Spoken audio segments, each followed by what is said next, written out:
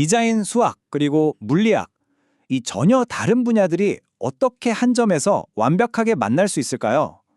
오늘 우리는 라파엘 비뇰리라는 한 천재를 통해서 이 모든 것이 빛의 기하학이라는 놀라운 세계로 수렴되는 과정을 함께 탐험해 보려고 합니다. 자, 이 사진 한번 보세요. 이게 과연 자연이 만들어낸 걸까요? 아니면 수학 공식으로 설계한 걸까요? 굉장히 복잡하고 유기적인 형태인데 동시에 어떻게 이렇게까지 완벽한 정밀함을 가질 수 있었을까요? 마치 자연 그 자체 같으면서도 한치의 오차도 없는 계산의 결과물처럼 보이죠. 오늘 이야기의 핵심 질문이 바로 이겁니다. 그래서 오늘 우리가 어떤 길을 따라갈 거냐면요.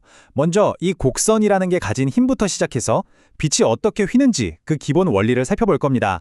그리고 오늘의 주인공 비뇰리가 이걸 어떻게 혁신적인 공식으로 만들었는지, 그게 디자인을 어떻게 한계 너머로 이끌었는지, 그리고 그 유산이 오늘날까지 어떻게 이어지는지 이 순서대로 한번 쭉 따라가 보겠습니다. 자, 그럼 첫 번째 이야기, 바로 곡선의 힘입니다. 정말 우리 주변에서 흔히 볼 수 있는 이 단순한 곡선 안에 사실은 엄청난 기술적인 비밀이 숨어 있거든요. 한번 제대로 파헤쳐보죠. 혹시 이런 생각해 보신 적 있으세요? 저 까마득히 먼 별에서 오는 진짜 희미한 빛을 망원경은 대체 어떻게 모으는 걸까? 또 위성 안테나는 수많은 전파 중에서 어떻게 딱 원하는 신호만 골라내는 걸까? 이 모든 첨단 기술의 핵심, 그 답은 놀랍게도 아주 간단한 데 있습니다. 바로 곡선이에요. 빛이나 전파를 한 점으로 딱 모아주거나 아니면 특정 방향으로 쫙 보내주는 힘, 그게 다 이 곡선에서 나오는 거죠. 좋아요. 그럼 이 곡선이 대체 어떻게 그런 마법 같은 일을 하는 걸까요? 그 기본 원리, 그러니까 빛이 이 곡면을 만났을 때 어떤 일이 벌어지는지 그 물리학의 기초부터 아주 간단하게 짚어보고 가시죠. 우리가 보통 보는 평평한 거울은 빛을 그냥 그대로 튕겨내잖아요. 근데 거울이 휘어져 있다면 이야기가 완전히 달라집니다. 이게 바로 곡률 반사라는 건데요. 표면이 어떻게 휘었느냐에 따라서 빛을 레이저처럼 한 점으로 강력하게 모을 수도 있고 반대로 확성기처럼 넓게 퍼뜨릴 수도 있는 겁니다. 이건 아주 쉽게 이해할 수 있어요. 자, 오목 거울. 안으로 쑥 들어간 거울 있죠? 이건 빛을 한 점으로 모아줘요. 그러니까 망원경이라 태양열 지별판처럼 에너지를 모아야 할 때 딱이죠. 반대로 볼록 거울. 밖으로 볼록 튀어나온 거울은 빛을 쫙 퍼뜨리니까 자동차 사이드미러처럼 시야를 넓게 봐야 할 때 쓰는 거고요. 그리고 이 모든 걸 지배하는 진짜 놀랍도록 단순하고 아름다운 공식이 하나 있습니다. 바로 F는 R분의 E. 이게 무슨 뜻이냐면 빛이 모이는 초점거리 F는요. 이 거울이 휙정도, 즉 곡률 반경 아래 정확히 절반이라는 거예요. 믿기지 않을 만큼 간단하죠? 바로 이 공식이 모든 정밀 광학 설계의 시작점이었습니다. 자, 이제 오늘의 진짜 주인공을 무대 위로 모셔볼 시간입니다.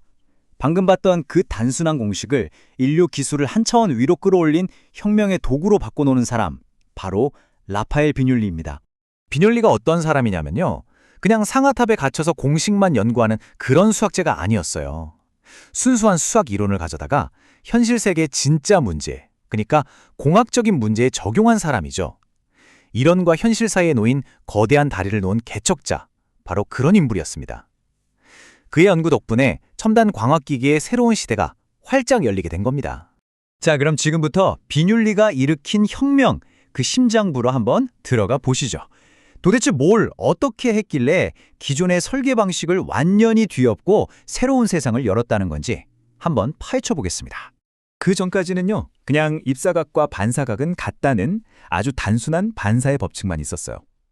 평평한 거울을 다룰 땐 그걸로 충분했죠.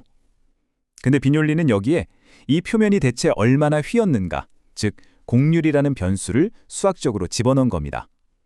그 결과가 어땠을까요?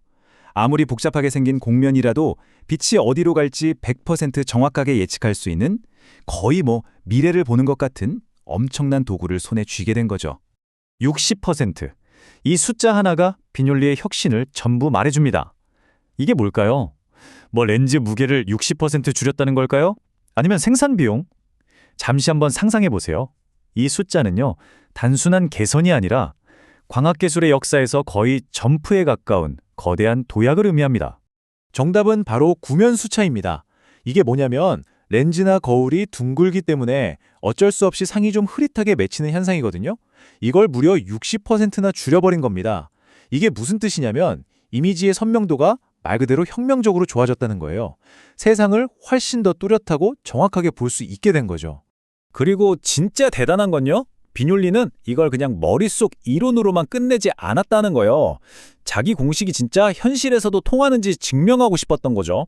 그래서 보시는 것처럼 이런 광학 실험 장비 위에서 하나하나 직접 다 검증을 했습니다. 머릿속 아이디어가 현실 세계에서 증명되는 바로 그 순간이었죠. 근데 있잖아요. 이런 위대한 혁신은 절대 혼자 힘으로만 이루어지지 않죠. 비뇰리의 천재성은 당대 최고의 석학들과 만나면서 그야말로 폭발했습니다. 그의 아이디어가 이제 연구실 담장을 넘어서 더 넓은 세상으로 뻗어나가기 시작한 겁니다. 예를 들면 위상기하학의 거장 앙리 포엔카레와 손을 잡고 정말 복잡하게 얽힌 여러 개의 공면 문제를 풀어냈고요. 또 물질 연구의 선구자였던 피에르 큐리와는 어떤 재료를 써야 가장 좋은 광학 성능을 낼 수 있는지 그 연결고리를 찾아냈습니다. 그야말로 어벤져스 팀이었던 거죠. 그래서 나온 결과물이 바로 이런 겁니다. 어떤 종류의 빛을 다룰 거냐에 따라서, 즉 스펙트럼에 따라서 가장 효율적인 재료를 딱딱 골라서 쓰는 거죠. 우리 눈에 보이는 가시광선 망원경이나 카메라에는 반사율이 좋은 은을 쓰고, 열을 감지하는 적외선 장비에는 금을, 그리고 의료 장비에 쓰이는 자외선에는 또 특별한 코팅을 입히는 식으로요. 각 분야에 딱 맞는 맞춤형 설계가 가능해진 겁니다. 자, 그럼 비뇰리의 이 위대한 아이디어가 100년이라는 시간을 훌쩍 뛰어넘어서 지금 우리가 살고 있는 이 시대에는 어떤 모습으로 살아 숨쉬고 있는지 그 기하학적 유산을 한번 따라가 볼까요?